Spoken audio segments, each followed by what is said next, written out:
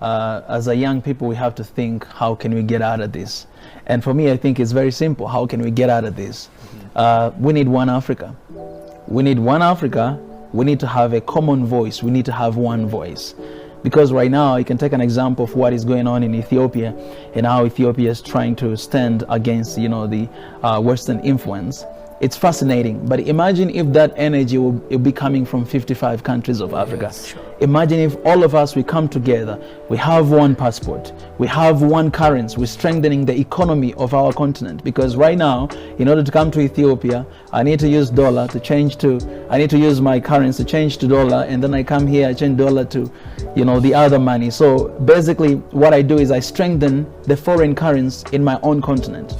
But if we have our own currency, and that's what we use in our movement across the continent, that means we are strengthening our Central Bank of Africa, we are strengthening our economy, we have one voice. Even when we demand the seats at the United Security Council, we're not demanding at one leader or one country, but as one people with the strength.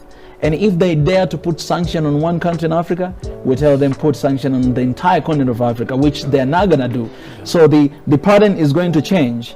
As Africa, we're gonna be putting sanctions on them because they need Africa, but we need one another. Take an example of what Ethiopia is producing wheat, right? That it can actually support other African countries. In Africa, when you go to each country, our land, for example, in Tanzania, we grow maize, we grow rice. In other countries, they go, for example, Madagascar, they go vanilla, right? And other countries of Africa. So if all of us, we are united, we become one. And we use our strength to produce the crops we can produce and integrate with one another, supporting one another, trading among ourselves.